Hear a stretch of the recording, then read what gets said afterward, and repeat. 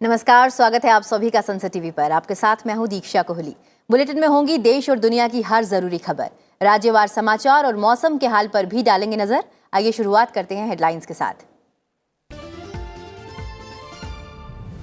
जगदीप धनखड़ होंगे उपराष्ट्रपति पद के उम्मीदवार। दिल्ली में बीजेपी संसदीय दल की बैठक में फैसला, उपराष्ट्रपति चुनाव के लिए नामांकन की आखिरी तारीख 19 जुलाई। लोकसभा अध्यक्ष की सदन के सुचारू संचालन के लिए सभी राजनीतिक दलों से सहयोग की अपील। मॉनसून सत्र से पहले सर्वदलीय बैठक में शामिल हुए सभी दलों के नेता। सोमवार से संसद का मॉनसून सत्र। मॉनसून सत्र के दौरान हटाए जाएंगे अनुपयोगी 71 और कानून। जयपुर में 18वें अखिल भारतीय विधिक सेवा प्राधिकरण सम्मेलन में कानून मंत्री का बयान। अदालतों में लंबित मामलों पर चीफ जस्टिस ने जताई चिंता। नए भारत के निर्माण के लिए अभूतपूर्व गति और समर्पण के साथ काम करने का समय। बुंदेलखंड एक्सप्रेसवे के उद्घाटन के मौके पर बोले प्रधानमंत्री, एक्सप्रेसवे से औद्योगिक विकास को मिलेगा बढ़ावा। बैडमिंटन खिलाड़ी पीवी सिंधु सिंगापुर ओपन के फाइनल में। ऐश्वर्या तोमर ने चांगवन निशानेबाजी विश्व कप में जीता स्वर्ण पदक।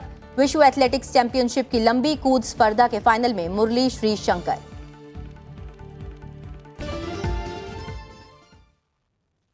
और हेडलाइंस के बाद अब एक नजर उन खबरों पर जो आज सुर्खियों में रही। देश भर के निर्वाचित विधायक राष्ट्रपति पद के चुनाव के लिए सोमवार को मतदान करेंगे, जिसमें उत्तर प्रदेश के विधायकों का मत मूल्य सबसे अधिक होगा, जबकि सिक्किम के विधायकों का मत मूल्य सबसे कम होगा। विपक्ष के राष्ट्रपति उम्मीदवार यशवंत सिन्हा ने आज झारखंड के मुख्यमंत्री से मुलाकात की।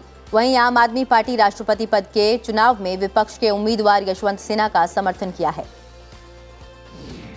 केंद्रीय मंत्री हरदीप सिंह पुरी ने देश के 14 राज्यों में 166 सीएनजी स्टेशनों को देश को समर्पित किया है।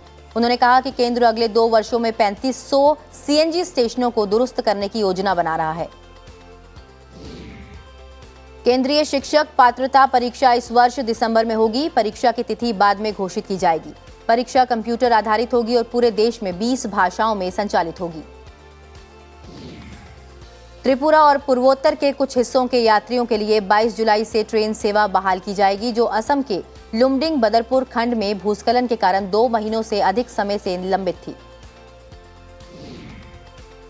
जम्मू शहर से कड़ी सुरक्षा के बीच 5800 से अधिक अमरनाथ तीर्थयात्रियों का 17वां जत्था कश्मीर के पहलगाम और बालटाल आधारित शिविरों के लिए रवाना हुआ।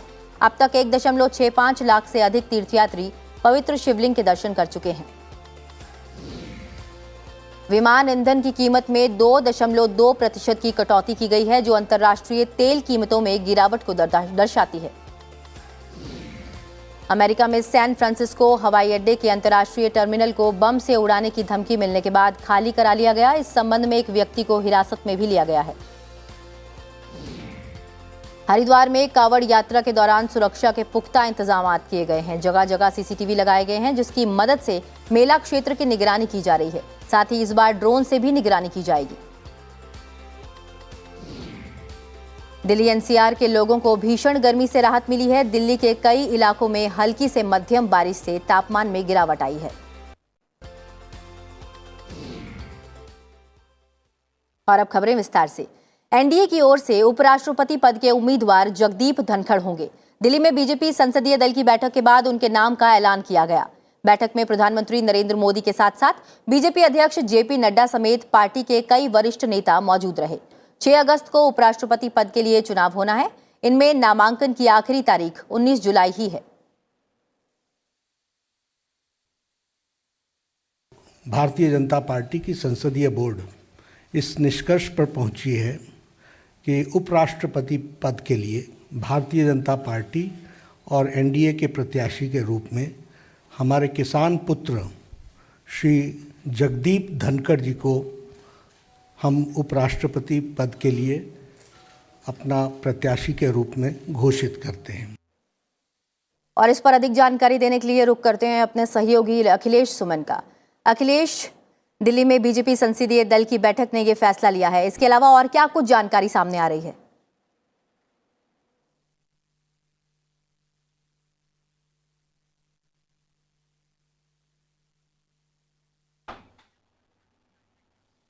देखिए, निश्चित तौर पे ये ऐसा नाम है जिसकी कभी चर्चा नहीं हुई और सबके लिए एक आश्चर्यजनक है। तो कह सकते हैं कि तकरीबन 1.25 घंटे की मंथन बैठक चली है बीजेपी हेडक्वार्टर में, जो बीजेपी पार्लियामेंट्री बोर्ड की बैठक में, जिसमें प्रधानमंत्री नरेंद्र मोदी भी मौजूद थे। उसके अलावा जेपी नड्डा मौजूद थे, गृहमंत्री अमित शाह मौजूद थे, रक्षा मंत्री राजनाथ सिंह मौजूद थे और मध्य प्रदेश के मुख्यमंत्री शिवराज सिंह चौहान भी उसमें थे। तो तकरीबन 1.25 घंटे की बैठक में कई नामों पे चर्चा हुई। जो मुझे जानकारी मिली है, 6-7 नाम के प्रस्ताव थे उसमें, और 6-7 नामों पे प्रस्ताव के बाद तरह तरह के समीकरण के बाद इनका नाम सामने आया और इनके नाम पे तकरीबन सभी लोगों ने मुहर लगाई। देखिए, एक बहुत ही महत्वपूर्ण पद है, खासतौर पर इस रूप में कि उपराष्ट्रपति का तो पद है ही, एक संवैधानिक पद है जिसमें कि कई बार उन्हें विदेशी प्रतिनिधिमंडल से मिलना होता है, विदेश की यात्रा करनी पड़ती है, जिसमें भारत का प्रतिनिधित्व करना होता है, हस्ताक्षर करने पड़ते हैं कई समझौतों पे। लेकिन उसके अलावा घरेलू जो जिम्मेदारियां होती हैं वो भी काफ़ी महत्वपूर्ण होती हैं, जो कि राज्यसभा के चेयरमैन के रूप में उनको जिम्मेदारी निभानी पड़ती है। और चेयरमैन, राज्यसभा का चेयरमैन समझिए कि एक तरीके से काफ़ी जिम्मेदारी वाला काम होता है। सभी दलों के सांसदों के साथ तालमेल बिठाना, उनको अनुशासित रखना, सबको समय भी देना, तो एक बहुत ही जिम्मेदारी और बहुत ही महत्वपूर्ण काम होता है। तो इन सारी चीज़ों पर विचार करने के बाद अंत में बीजेपी ने तय किया, बीजेपी संसदीय बोर्ड की बैठक ने तय किया कि जगदीप धनखड़, हालांकि जगदीप धनखड़ को कहें तो 2003 में उन्होंने बीजेपी ज्वाइन किया था। उसके पहले वे जनता दल से, झुंझुनू से वो एमपी रहे थे। उसके अलावा किशनगढ़ राजस्थान से वे एमएलए भी रहे थे, एडवोकेट रहे हैं वो, और एडवोकेट से बने हैं वो, राजनीतिज्ञ किसान परिवार से आते हैं। तो इन सारे चीज़ों को देखते हुए मुझे लगता है कि बीजेपी संसदीय बोर्ड की बैठक ने तय किया है उपराष्ट्रपति का नाम जगदीप धनखड़ के रूप में। जी दीक्षा, बहुत बहुत धन्यवाद इस तमाम जानकारी के लिए अखिलेश। बढ़ते हैं अगली खबर की ओर। मॉनसून सत्र से पहले लोकसभा अध्यक्ष ओम बिरला की तरफ से बुलाई गई सर्वदलीय बैठक में सभी दलों के नेता शामिल हुए। संसदीय कार्य मंत्री प्रहलाद जोशी, संसदीय कार्य राज्य मंत्री अर्जुन राम मेघवाल, वाणिज्य और उद्योग राज्य मंत्री अनुप्रिया पटेल भी मौजूद रही। बैठक में कांग्रेस नेता अधीर रंजन चौधरी, डीएमके नेता टीआर बालू और वाईएसआर कांग्रेस पार्टी के मिथुन रेड्डी शामिल हुए। लोकसभा अध्यक्ष ने बैठक में सदन के सुचारू संचालन के लिए राजनीतिक दलों से सहयोग की अपील की। मॉनसून सत्र 12 अगस्त तक चलेगा। सभी दलों के नेताओं ने, सरकार की तरफ से संसदीय कार्य मंत्री ने ये आश्वस्त किया है कि हम सदन की कार्रवाई में सहयोग करेंगे, महत्वपूर्ण मुद्दों पर चर्चा भी करेंगे, विधेयक पर भी चर्चा करेंगे। संसद का मॉनसून सत्र सोमवार से शुरू हो रहा है। कल रविवार को राज्यसभा सभापति के अलावा सरकार की तरफ से सर्वदलीय बैठक बुलाई गई है। संसद के मॉनसून सत्र के दौरान दोनों सदनों में कई अहम विधेयकों को पेश किया और पारित कराने के लिए पेश किया जाएगा। परिवार न्यायालय संशोधन और भारतीय अंटार्कटिक विधेयक को लोकसभा में पेश किए जाने के लिए सूचीबद्ध किया गया है, जबकि सामूहिक संहार के आयुध और उनकी परिधान प्रणाली विधि विरुद्ध क्रियाकलापों को प्रतिषेध संशोधन विधेयक को राज्यसभा में विचार और पारित करने के लिए सूचीबद्ध किया गया है। विदेश मंत्री एस जयशंकर सामूहिक विनाश के अस्त्रों से संबंधित विधेयक को राज्यसभा में पेश करेंगे। दोनों सदनों में पहले दिन जापान के पूर्व प्रधानमंत्री शिंजो आबे, संयुक्त अरब अमीरात के राष्ट्रपति शेख खलीफा बिन जायद अल नहयान और केन्या के तीसरे राष्ट्रपति मवाई किबाकी को भी श्रद्धांजलि दी जाएगी। प्रधानमंत्री नरेंद्र मोदी ने 14,850 करोड़ रुपए की लागत से निर्मित और उत्तर प्रदेश के 7 जिलों से गुजरने वाले 296 किलोमीटर लंबे बुंदेलखंड एक्सप्रेसवे का उद्घाटन किया। बुंदेलखंड एक्सप्रेसवे का उद्घाटन करने के अवसर पर प्रधानमंत्री ने कहा कि अब राज्य के हर हिस्से में विकास पहुंच रहा है। उन्होंने कहा कि इससे विकास में असंतुलन खत्म हो रहा है और ये भी एक तरह का सामाजिक न्याय है। उन्होंने कहा कि कानून व्यवस्था और संपर्क 2 ऐसे क्षेत्र थे जिनमें राज्य विकास के पथ पर पिछड़ रहा था, लेकिन अब इन दोनों क्षेत्रों में सुधार हुआ है।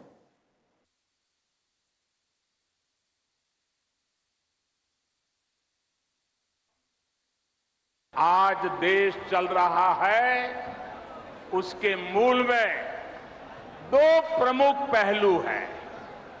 एक है इरादा और दूसरा है मर्यादा।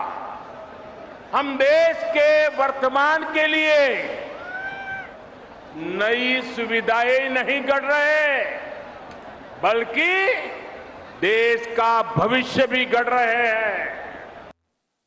4 लेन वाले एक्सप्रेसवे का निर्माण उत्तर प्रदेश एक्सप्रेसवेज औद्योगिक विकास प्राधिकरण के तत्वाधान में किया गया है।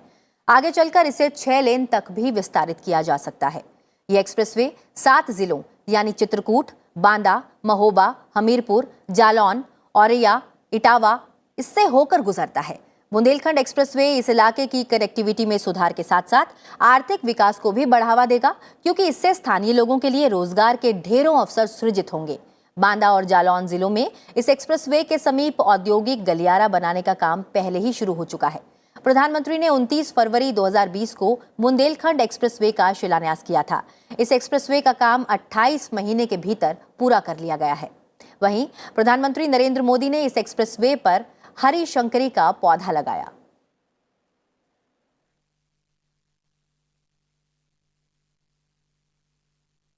सहकारिता मंत्री अमित शाह ने कृषि एवं ग्रामीण विकास बैंकों से कहा है कि वे सिंचाई परियोजनाओं और दूसरी अवसंरचनाओं समेत कृषि क्षेत्र को लंबी अवधि के और कर्ज देने पर ध्यान दें। उन्होंने कहा कि सहकारी बैंकों को देश में सिंचित भूमि को बढ़ाने के उद्देश्य से कर्ज प्रदान करने पर ध्यान देना चाहिए। अमित शाह ने कहा कि छोटे किसानों के समक्ष आने वाली चुनौतियों से निपटने के लिए सहकारी बैंकों को इस बारे में सोचना चाहिए कि सहकारिता की भावना के साथ इस तरह के छोटे खेतों में किस तरह काम करना चाहिए। 5.2 लाख किसानों को हमने मीडियम और लॉन्ग टर्म फाइनेंस किया है। 13 करोड़ किसानों में ये हमारा काम है। कोऑपरेटिव सोसाइटी का हम संपर्क करें, उसकी सोसाइटी में पैक्स के अंदर जो किसान लॉन्ग टर्म फाइनेंस लेना चाहता है उसको हमारी बैंक के साथ कोऑपरेटिव सोसाइटी लेकर आए। इस प्रकार की यंत्रणा हमने करी। न्यायपालिका और सरकारों के बीच तालमेल से लोगों को तेजी से न्याय देने की नई संभावनाएं खोजी जा सकती हैं। जयपुर में 18वें अखिल भारतीय विधि सेवा प्राधिकरण सम्मेलन को संबोधित करते हुए कानून मंत्री किरण रिजिजू ने ये बातें कही। कानून मंत्री ने कहा कि सरकार पुराने और अनुपयोगी कानूनों को समाप्त करने की दिशा में काम कर रही है। हमने अभी 1824 ऐसे कानून और आइडेंटिफाई किए हैं और मैं आज इस जयपुर के बैठक में मैं आपको बताना चाहता हूं कि ये जो आने वाले पार्लियामेंट सेशन है, I am committed to remove close to 71 different acts and appropriation acts. वहीं प्रधान न्यायाधीश एन.वी. रमन्ना ने देश के विभिन्न न्यायालयों में लंबित मामलों पर चिंता जताई। उन्होंने न्यायालयों की बुनियादी व्यवस्था मजबूत करने और जजों के खाली पड़े पदों को भरने पर जोर दिया है। I am glad he has taken up the issue of pendency. We judges also, if we go outside the country or different parts of the world, we also face the same question: how many years a case takes place? You all know this main important reason is not filling of the vacancies, judicial vacancies, improving the judicial infrastructure. देश में एक दिन में corona virus संक्रमण के 20,000 से ज्यादा नए मामले सामने आए हैं। देश में उपचाराधीन मरीजों की संख्या बढ़कर 1,40,760 पर पहुंच गई है। पिछले 24 घंटों में उपचाराधीन मरीजों की संख्या में 1,687 की बढ़ोतरी हुई है। मरीजों के ठीक होने की राष्ट्रीय दर 98.48% है। दैनिक संक्रमण दर 4.80%, जबकि साप्ताहिक संक्रमण दर 4.40% है। वहीं राष्ट्रव्यापी टीकाकरण अभियान के तहत अभी तक कोविड-19 रोधी टीकों की 199.71 करोड़ खुराकें दी जा चुकी हैं। और फिलहाल रुक रहे एक छोटे से ब्रेक के लिए। ब्रेक के बाद देश के तमाम राज्यों से जुड़े महत्वपूर्ण समाचार और अंतर्राष्ट्रीय खबरों पर भी डालेंगे नजर। आप बने रहिए हमारे साथ।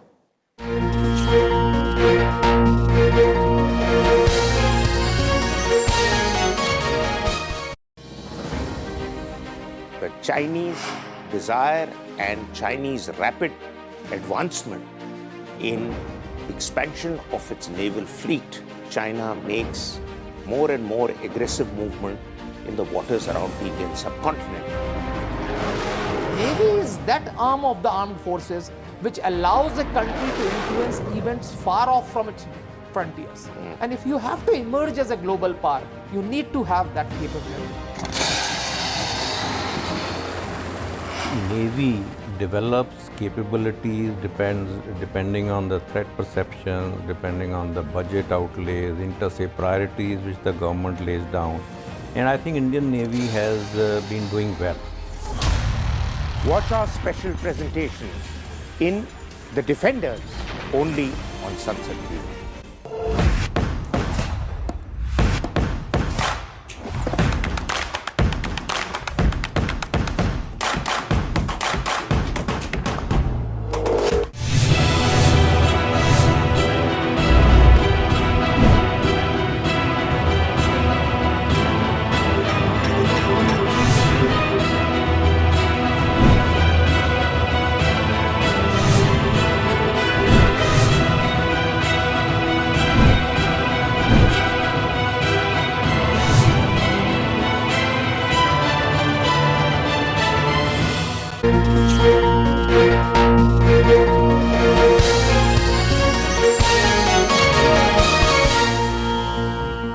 ब्रेक के बाद स्वागत है आप सभी का। बढ़ते हैं आगे और बात करते हैं राज्यों से जुड़ी हुई खबरों की।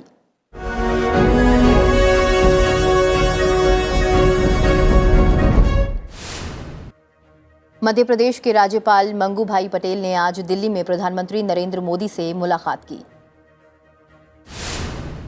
महाराष्ट्र में मुख्यमंत्री एकनाथ शिंदे के नेतृत्व वाली सरकार ने औरंगाबाद और उस्मानाबाद शहरों के नाम बदलकर छत्रपति संभाजीनगर और धाराशिव रखे जाने की मंजूरी दे दी है। झारखंड कैबिनेट ने राज्य में गरीबों के लिए हर महीने 100 यूनिट तक मुफ्त बिजली देने का फैसला किया है। हिमाचल प्रदेश के मुख्यमंत्री जयराम ठाकुर ने शिमला से वीडियो कॉन्फ्रेंसिंग के जरिए हमीरपुर में एक ईवीएम वीवीपीएटी गोदाम का उद्घाटन किया। उत्तराखंड के मुख्यमंत्री पुष्कर सिंह धामी ने हरेला पर्व के अवसर पर देहरादून में वन विभाग द्वारा आयोजित वृक्षारोपण कार्यक्रम में पौधारोपण किया। उत्तराखंड में 18 जुलाई को बारिश में बढ़ोतरी हो सकती है। मौसम विभाग के मुताबिक कई जगहों पर भारी से बहुत भारी बारिश हो सकती है। जम्मू कश्मीर के डोडा जिले में भारी बारिश के कारण चिनाब नदी के जलस्तर में वृद्धि हुई है। सरकार ने तटीय क्षेत्र में रेड अलर्ट जारी किया है। हिमाचल प्रदेश के कुल्लू और उसके आसपास के क्षेत्रों में भारी वर्षा और भूस्खलन होने के कारण श्रीखंड महादेव यात्रा प्रभावित हुई है।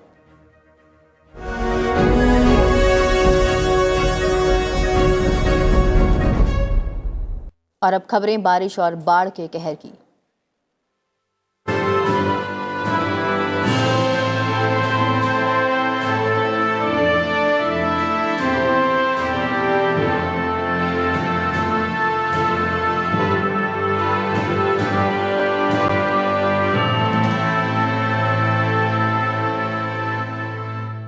गुजरात में पिछले कई दिनों में भारी बारिश जारी है, जिससे प्रदेश के 8 जिले बाढ़ की चपेट में हैं।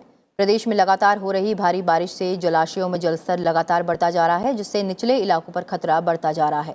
प्रभावित इलाकों में लोगों को भोजन और आवश्यक दवाएं पहुंचने के लिए ड्रोन तैनात किए गए हैं। मौसम विभाग ने अगले कुछ दिनों के लिए रेड अलर्ट जारी किया है। महाराष्ट्र के अधिकतर हिस्सों में जुलाई में हुई भारी बारिश के कारण राज्य भर के बांधों में पिछले एक पखवाड़े में सामूहिक जल भंडार 2 गुना हो गया है। महाराष्ट्र में बारिश के कारण हालात बिगड़ गए हैं। यहां एक सप्ताह से हो रही बारिश में अब तक 100 से अधिक लोग अपनी जान गंवा चुके हैं। लोगों की मदद के लिए एनडीआरएफ की टीम ने मोर्चा संभाल रखा है। कोंकण, पश्चिमी महाराष्ट्र के अधिकतर हिस्सों, मराठवाड़ा, विदर्भ और राज्य के अन्य क्षेत्रों में भारी बारिश ने बांधों में पानी के भंडार को बढ़ा दिया है और कई छोटे जलाशयों में पानी भर गया है। प्रदेश में 1 जुलाई को बांधों में पानी का भंडार कुल भंडारण क्षमता का 24.07% था, जो बढ़कर 53.73% हो गया है। वहीं बारिश के कारण नागपुर का कुराड़ी थर्मल पावर प्लांट ढह गया है। यहां सड़कों पर पानी ओवरफ्लो हो रहा है। राजस्थान में मॉनसून की बारिश का दौर जारी है, जहां कई इलाकों में पिछले 24 घंटे में अधिकतम 13 सेंटीमीटर तक बारिश हुई है। राज्य के अधिकांश हिस्सों में बारिश हो रही है और ये दौर लगातार जारी रहने का अनुमान है। इस बीच राज्य में सेना और बीएसएफ कर्मियों ने गंगानगर में जलभराव प्रभावित क्षेत्र में बचाव अभियान चलाया। लगातार बारिश के चलते इलाके में बाढ़ जैसी स्थिति से लोगों का सामान्य जीवन प्रभावित है। ओडिशा के मलकानगिरी जिले में बाढ़ग्रस्त निचले इलाकों से कई लोगों को बचाया गया है। पड़ोसी आंध्र प्रदेश में गोदावरी नदी के उफान पर बहने के कारण ये इलाके भी बाढ़ की चपेट में हैं। जिले में पिछले 4 दिनों में भारी बारिश हुई है। गोदावरी नदी का पानी मोतू ब्लॉक और इसकी सहायक नदियों सबरी और सिलेरू के तट पर स्थित कुछ अन्य स्थानों में घुस गया है। गोदावरी नदी में जलस्तर भद्रचलम में 70 फुट तक पहुंच गया है, जो 2006 में बने पूर्व के रिकॉर्ड से 4 फुट ज्यादा है। आंध्र प्रदेश में राजा महेंद्रवरम के समीप दोवालेश्वरम में सर आर्थर कॉटन बराज में जलस्तर 24 लाख क्यूसेक के पार चला गया है और इसके और बढ़ने की आशंका है। गोदावरी नदी के किनारे स्थित 6 जिलों के 42 मंडलों के तहत आने वाले करीब 300 गांव बाढ़ की चपेट में हैं, जबकि 177 और गांव प्रभावित हैं। बाढ़ से सबसे अधिक प्रभावित कोनासीमा जिला है, जहां 36 गांव पूरी तरह जलमग्न हैं। करीब 220 राहत शिविर में बाढ़ से प्रभावित 62,337 लोगों ने शरण ली हुई है। एनडीआरएफ और एसडीआरएफ ने 10 दलों को बचाव एवं राहत अभियानों में लगाया हुआ है। और अब खबरें अंतर्राष्ट्रीय जगत से।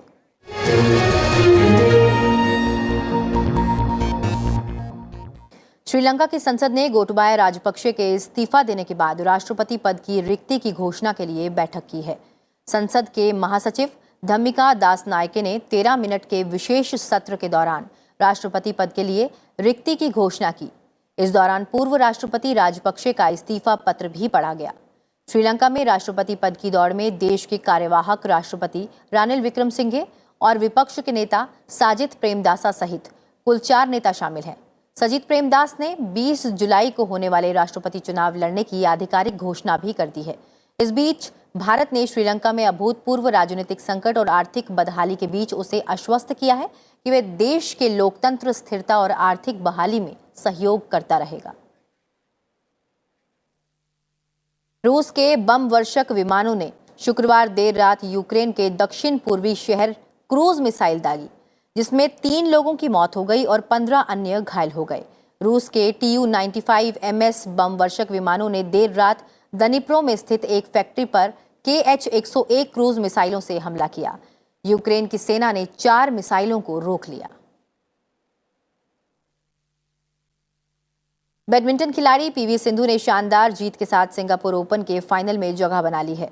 आपको बता दें कि 32 मिनट तक चले सेमीफाइनल में सिंधु ने कावाकामी पर 21-15, 21-7 से जीत दर्ज की।